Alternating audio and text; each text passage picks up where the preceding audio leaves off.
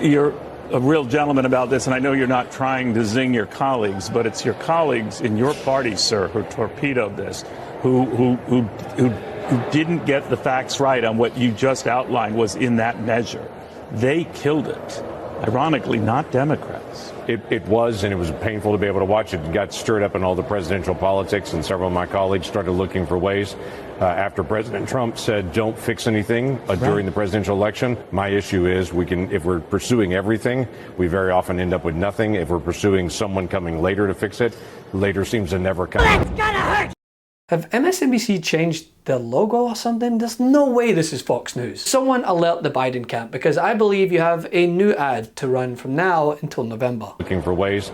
After President Trump said, don't fix anything during the presidential election, it's the single biggest issue during the election. Don't resolve this. We'll resolve it next year.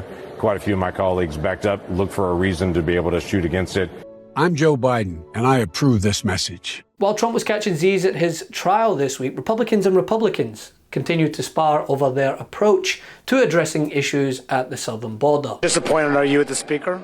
Very. I mean, I'm well past the point of giving grace here. I haven't made up my mind. From their failed impeachment of Secretary Mayorkas to yet another speaker debacle, it's clear the party of chaos are hell-bent on driving that message home to voters as we move through this election year.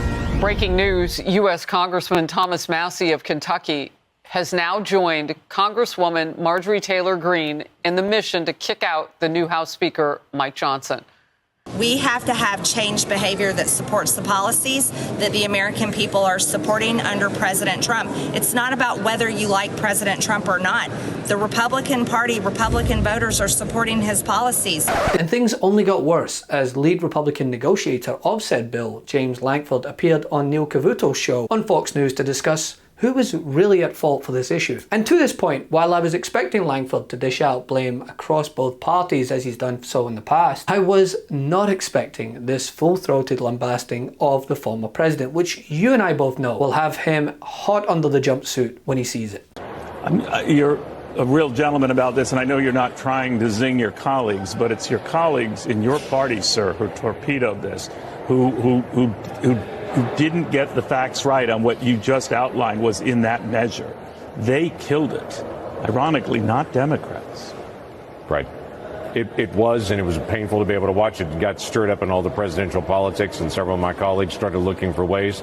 After President Trump said, don't fix anything during the presidential election, it's the single biggest issue during the election. Don't resolve this. We'll resolve it next year. Quite a few of my colleagues backed up, looked for a reason to be able to shoot against it, and then walked away. I get that. That's a decision everybody makes in it. My issue is if we're pursuing everything, we very often end up with nothing. If we're pursuing someone coming later to fix it, later seems to never come. When we have a moment to fix things, we should fix as many things as we can then come back later and fix the rest. That's on Donald Trump, Senator. Again, he's got an office that he's running for. He's got a campaign that he's running. I'm already in office. I've got a responsibility to be able to carry on this. I think everybody cares about the future of the country.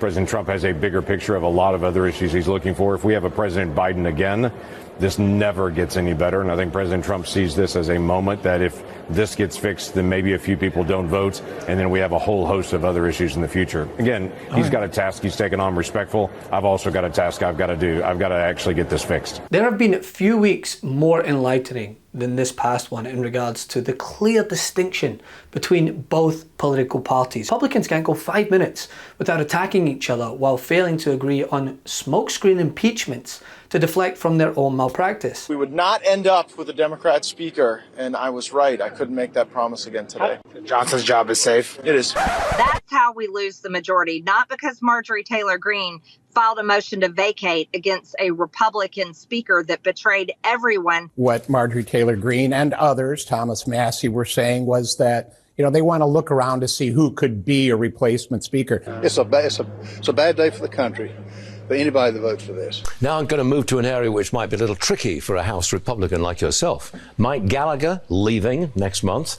Congressman Ken Buck, he says it's dysfunction. He's gone. The majority is down to just one. Seems like Republicans are in complete disarray. You can't do anything. And the fact that the man pulling all their strings is complaining about the temperature of a courtroom he's sitting in for paying hush money to an adult film star. I mean, are we for real here? And it's a shame. It's a shame. And I'm sitting here for days now, from morning till night, in that freezing room. Freezing. Everybody was freezing in there. And all for this, and this is your result. Look at that, each one of them a story. And it's very unfair, very bad thing. Very bad thing. The whole world is watching this hoax. I mean, are people really having this both sides are just as bad debate? Because when Fox News are tossing the likes of that argument to the trash, you know it's a substanceless one to begin with. Yeah. Here is the latest Fox News poll. Blame the following a great deal or some for the situation on the border. And you've got Congress's lack of action at 82% and Biden's lack of enforcement at 74%. You're in Congress. You hear what the pushback is always. You know, it's the Republicans' fault, they say. They listened to Donald Trump and they sat on their hands and didn't pass the Senate legislation that would have made things safer.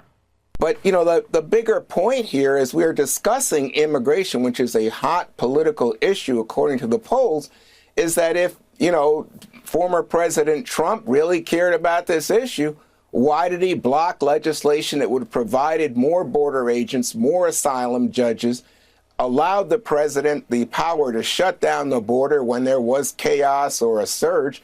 That's what, you know, was there on a bipartisan basis and was stopped. Let me ask you a question. Republicans at this point have accomplished absolutely nothing aside from shining an unwavering light on themselves. One in which the American people can blatantly see how their own party members are taken to the cameras to shout about how terrible they are at governing. Each one of these is a legislative session. So this would be the 107th Congress. That's the first year of the 107th Congress, the second year of the 107th Congress. See that one down there at the end? Barely? That's us. All right? We're not doing anything. We're not, and by the way, the things we are passing are mostly post offices and the like. We did a couple of big things, the National Defense Authorization Act, which is done every year, and has been for, I don't know, decades. But in terms of bills passing to make a difference for the American people, we're not doing it. And that's because we've become so hyper-partisan. I mean, I know that politics has long been known as the art of the possible. Now it's the art of the impossible, which is how can I introduce legislation that can't possibly win, which excites my base, which gets my wing to be excited about what I'm doing. How can I pass things? How can I introduce legislation that therefore will never become law? And we have more and more people that have gone to Washington to make noise, not to make law. And I frankly, looking at what it would be like to be in the Senate for the next 7 years and not get something done. And that's not for me. I want to get stuff done. I'm glad that I was there during a time when bipartisanship worked and we got a lot of things done. But I think those days are over for a while. I'm not sure when it will change, but I don't see that happening. How do you unite behind decisions, complicated decisions with such a thin margin? What about your own role?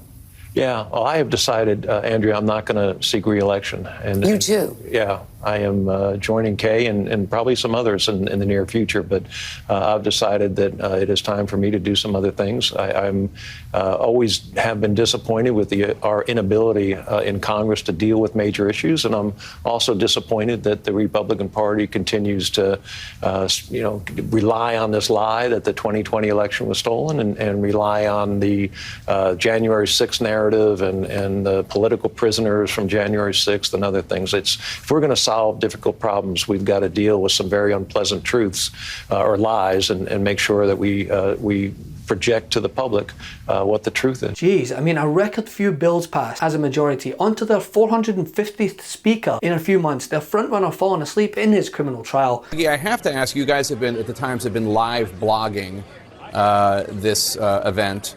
And 40 minutes ago, you wrote an observation that I was very surprised. Trump appears to be sleeping.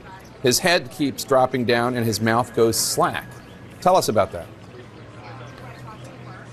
Well, Jake, he appeared to be asleep, and repeatedly his head would fall down. There have been other moments in other trials, like the Agent Carroll trial, which was around the corner in January, where he appeared very still and seemed as if he might be sleeping, but then he would move. This time, he didn't pay attention to a note that his lawyer, Todd Blanche, passed him. His jaw kept falling on his chest, and his mouth kept going slack. Now, sometimes people do fall asleep during court proceedings, but it's notable given the intensity of this morning and a lot of what was being. Imagine committing so many crimes, you get bored at your own trial. Come on, folks. Enough! Send him to the big house, not the White House. Get the new exclusive tees, mugs, and stickers right now at store.MeidasTouch.com. That's store.MeidasTouch.com.